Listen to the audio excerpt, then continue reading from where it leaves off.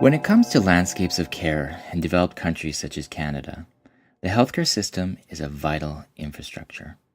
According to the Canadian Institute for Health Information, healthcare spending in Canada was projected to be $214.9 billion in 2014. That is $6,045 per person. The centerpiece of the healthcare system is the hospital, both in the public imagination and in terms of spending. Spending on hospitals is the largest component of healthcare spending, followed by spending on drugs. In his fantastic book, Blood and Guts, Roy Porter describes how today's hospital is widely perceived as the jewel in the crown of the modern medical system, as an icon of progress. But hospitals have not always been seen this way. In fact, the reverence we hold for hospitals today is only a few generations old. Up until the end of the 19th century, hospitals were feared by most people. Rather than a place one went to have a baby or be cured, they were a place one went to die. Throughout the 19th century, most people in Canada and the United States received healthcare in their home or in their physician's office. Hospitals during the 19th century were more often than not charitable spaces for the poor and the destitute, the equivalent of today's emergency shelters for the homeless. They were places people avoided. Contrast this with the image of the hospital today. It is normal and expected to be born in a hospital and to die in one as well. To understand the social and cultural significance of hospitals today, it is necessary to reconcile this transformation from a place of last resort to the pinnacle of scientific progress. This understanding helps us recognize the pervasiveness and centrality of modern biomedicine today. How to begin? A convenient approach to mapping the history of the hospital is to contrast the spiritual hospitals that emerged in the medieval period with the charitable hospitals that followed in the 17th, 18th, and 19th centuries, and then contrast these with the secular, scientific hospitals that have emerged in the more recent period, from the middle of the 20th century to the present day. For the sake of convenience, and following historian David Sloan, let's call these hospitals the medieval hospital, the charitable voluntary hospital, the scientific hospital, and the hospital mall. Over this time period, the hospital has undergone remarkable physical transformations, a point of particular interest to health geographers. Let's begin with the medieval hospital.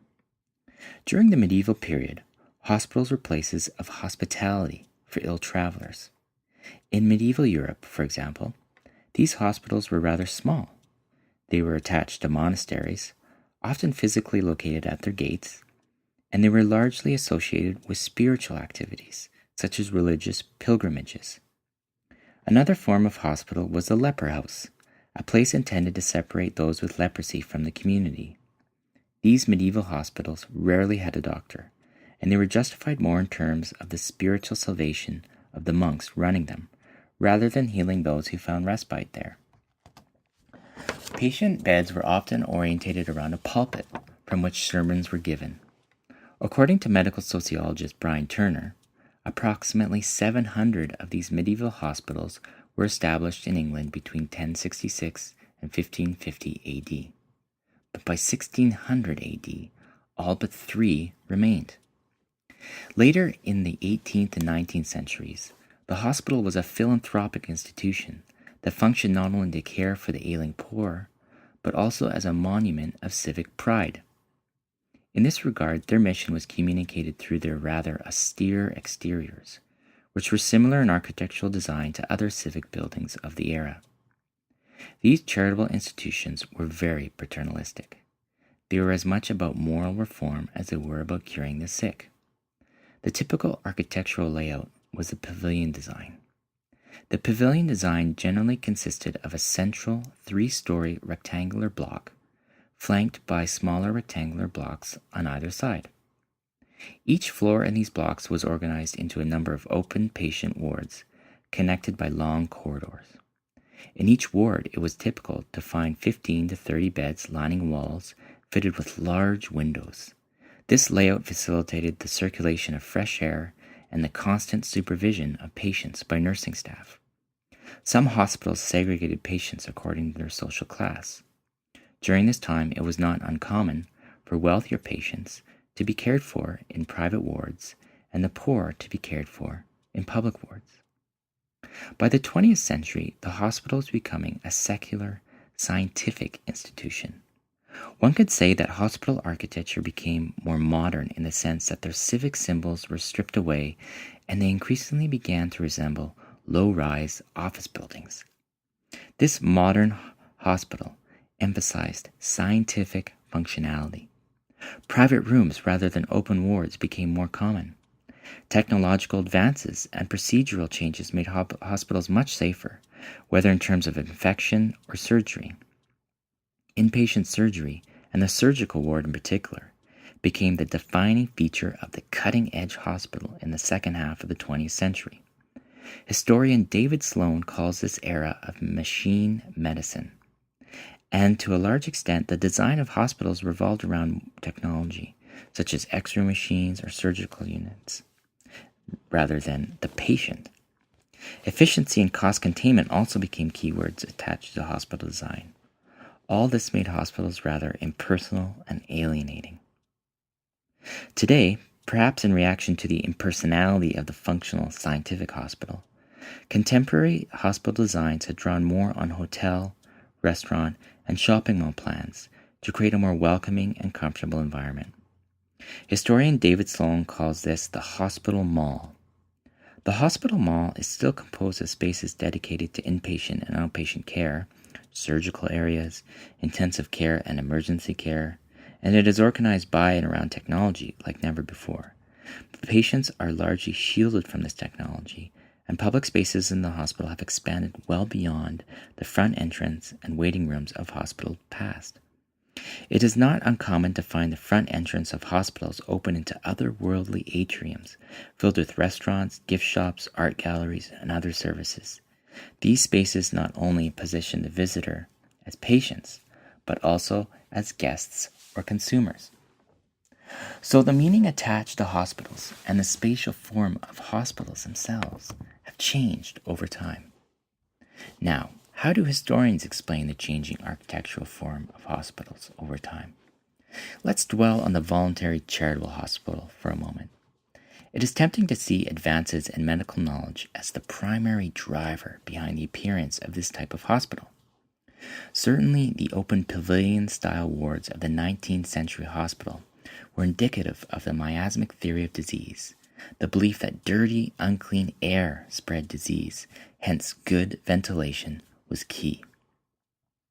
This belief preceded and was later displaced by the germ theory of disease. But even in the era of the germ theory of disease, the open ward design still flourished. When medical understandings changed, the spatial form of hospitals did not necessarily change. It is not as simple as saying medical ideas determined hospital spaces. Historian Adrian offers two explanations regarding changing hospital design. First, it is important to think about the social function of hospitals in terms of the maintenance of the prevailing social and economic order. The charitable voluntary hospital that blossomed in the 18th and 19th centuries, for example, can be seen as a response to some basic population management problems that were common during a period of bloody warfare and when the wage relations of capitalism were just beginning to congeal. War, or more accurately, the maintenance of an adequate supply of men to fight wars, provided one reason to create hospital institution. But perhaps more significant was the problem of how to separate the sick poor, individuals who could not labor due to illness and as such were worthy objects of charity, from the idle, able-bodied poor, individuals who could work but did not. The emergence of the charitable voluntary hospital can be seen as a form of institutional relief that addressed these types of welfare problems. Second, Adrian suggests it is critical to consider the role that the professionalization of medicine itself played in the evolving form of the hospital. For example, hospital building in many ways advanced the prestige of professionals such as physicians as well as architects. In the early years of modern biomedicine, hospitals were the workshops of physicians and the classrooms of medical students. Forty goes as far to say that the pavilion model itself was a result of the triumph of professionalism, speaking more to the reputation and influence of individuals, such as Florence Nightingale, than to cutting-edge medical ideas. It is also interesting to consider how hospital spaces themselves shaped advances in medical knowledge. In this sense, hospital design can be seen not so much as the effect of ever more developed medical knowledge, but rather as the very context for its emergence. This is the thesis that Michel Foucault advances in his classic book, The Birth of the Clinic. In it, he claims that the birth of the charitable voluntary hospital was instrumental in the birth of modern clinical medicine as we know it today, as an objective, empirical science involving the close examination of the patient's body by a physician. The act of bringing ill bodies together into the artificial space of the hospital ward, premised as it was on the social and economic functions outlined above, was integral to the formation of medical ideas regarding illness and disease. One caveat: I've dramatically oversimplified things here. I've ignored national differences and overlooked differences between different types of hospitals, say between the 19th century General Hospital and the insane asylum. These types of questions warrant an entire course, let alone a single podcast. So, to end this podcast, what is a hospital? Seen in the longer view of history, a hospital is a spatial structure that has fulfilled different social and economic functions. It cared for the sick and unemployed, provided a workshop for medical professionals to further their craft, acted as a vehicle for the professionalization of medicine and the medicalization of society more generally. They are also an important symbol.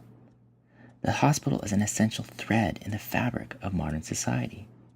The resources hospitals draw in terms of spending attest to the pervasiveness and importance of modern biomedicine today. Bye for now.